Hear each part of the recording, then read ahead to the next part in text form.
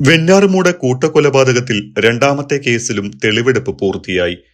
അഫാന്റെ പിതൃസഹോദരൻ ലത്തീഫിന്റെയും ഭാര്യ ഷാജിദ ബീവിയുടെയും കൊലപാതകവുമായി ബന്ധപ്പെട്ട കേസിലാണ് കിളിമാനൂർ പോലീസ് അഫാനുമായി തെളിവെടുപ്പ് നടത്തിയത്.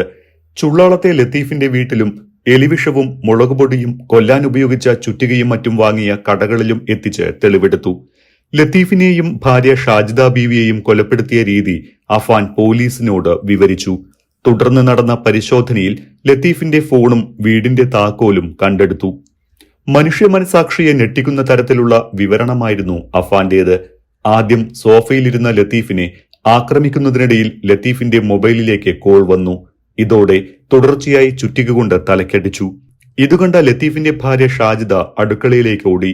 രക്ഷപ്പെടാൻ ശ്രമിച്ച ഷാജിദ ബീവിയെ ആദ്യം അടിച്ചത് അവരുടെ കൈക്കാണ്. പിന്നാലെ പുറകെയെത്തി കയ്യിൽ കൊണ്ടുവന്നിരുന്ന ചുറ്റിക ഉപയോഗിച്ച് തലയിൽ തുടർച്ചയായി അടിക്കുകയായിരുന്നു. ഇരുവരെയും കൊലപ്പെടുത്തിയ ശേഷം ലത്തീഫിന്റെ മൃതദേഹത്തിന് സമീപത്തിരുന്ന് സിഗരറ്റ് വലിച്ചതിനു ശേഷമാണ് ആ വീട്ടിൽ നിന്ന് പുറത്തേക്ക് പോയത്. പോകുന്ന സമയത്ത് ലത്തീഫിന്റെ മൊബൈൽ ഫോണും അവിടെയുണ്ടായിരുന്ന വീടിന്റെയും കാറിന്റെയും താക്കോലും എടുത്തു. അപ്പോൾ ലത്തീഫിന്റെ ഫോൺ റിംഗ് ചെയ്യുന്നുണ്ടായിരുന്നു.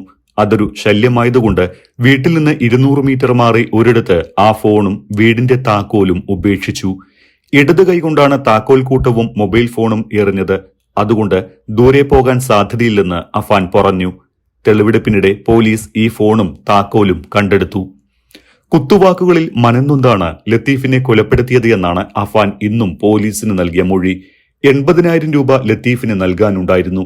അഫാന്റെ ആർഭാട ജീവിതം കൊണ്ടാണ് ഇത്രയധികം സാമ്പത്തിക ബാധ്യത ഉണ്ടായതെന്ന് ലത്തീഫ് കുറ്റപ്പെടുത്തി.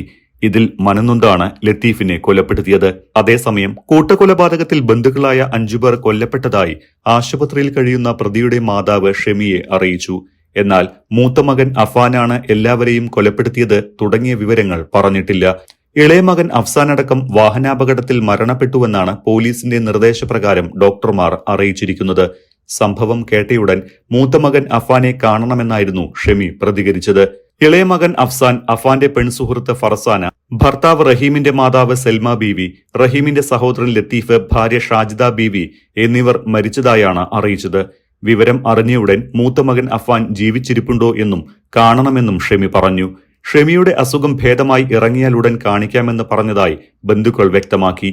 3 ദിവസത്തിനകം ആശുപത്രി വിട്ടേക്കാമെന്നാണ് ബന്ധുക്കൾ നൽകുന്ന സൂചന. ആശുപത്രി വിട്ട ശേഷം കൂട്ടക്കൊലപാതകത്തിന്റെ വിശദവിവരങ്ങൾ ധരിപ്പിച്ച ശേഷം വെഞ്ഞാറുമൂട് CI അനൂപ് കൃഷ്ണന്റെ നേതൃത്വത്തിൽ ഷെമിയുടെ വിശദമൊഴി രേഖപ്പെടുത്തും. ഫെബ്രുവരി 24-ന് ഷെമിയെ ആക്രമിച്ചായിരുന്നു ക്രൂരകൃത്യങ്ങൾക്ക് അഫാൻ തുടക്കമിട്ടത്. ചോദിച്ച പണം ഷെമി നൽകാതായതോടെ കഴുത്തിൽ ഷാൾ കുരുക്കി ഭിത്തിയിൽ ഇടിപ്പിച്ചായിരുന്നു ആക്രമണം. രക്തം വാർന്ന് നിലത്ത് വീണതോടെ മരിച്ചുവെന്ന് കരുതി അഫാൻ ഒന്നിനു പുറകെ ഒന്നായി 5 പേരെ വകവരുത്തുകയായിരുന്നു. കൂട്ടക്കൊലയ്ക്ക് ശേഷം സ്റ്റേഷനിലെത്തി അഫാൻ കീഴടങ്ങിയതിന് പിന്നാലെ അന്വേഷിച്ചെത്തിയ പോലീസാണ് ജീവന്റെ തുടുപ്പ് ശേഷിച്ചിരുന്ന ഷെമിയെ ആശുപത്രിയിലേക്ക് മാറ്റിയത്. താൻ കട്ടിലിൽ നിന്നും വീണ് പരിക്കേറ്റുവെന്നാണ് ഷെമി ഡോക്ടർമാരെയും മൊഴിയെടുക്കാനെത്തിയ പോലീസിനോടും ആവർത്തിച്ചത്. പിന്നാലെ ഇളയ മകൻ അഫ്സാൻ മരിച്ചുവെന്ന വാർത്ത ഷെമിയെ അറിയിച്ചു. നിലവിളിച്ച ഷെമിയെ സൈക്കാട്രിക് വിദഗ്ധരടക്കം എത്തിയാണ് ആശ്വസിപ്പിച്ചത്. ഘട്ടം ഘട്ടമായി മറ്റു വിവരങ്ങൾ അറിയിക്കാമെന്നായിരുന്നു ഡോക്ടർമാരുടെ തീരുമാനം. ഇതനുസരിച്ചാണ് എല്ലാവരുടെയും വിവരങ്ങൾ ഷെമിയെ ധരിപ്പിച്ചത്. കൊലപാതക വിവരങ്ങൾ ഷെമിയെ പൂർണ്ണമായി അറിയിച്ച സ്ഥിതിക്ക് ഇനി വിശദമായി മൊഴിയെടുക്കാനുള്ള തയ്യാറെടുപ്പിലാണ് പോലീസ്.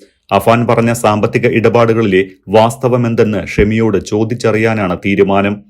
കോവിഡിന് ശേഷമുള്ള 3.5 വർഷം കൊണ്ട് 65 ലക്ഷം രൂപയുടെ കടബാധ്യതയാണ് ഷെമിക്കും അഫാനും ഉണ്ടായത് എന്ന് പോലീസ് കണ്ടെത്തിയിരുന്നു.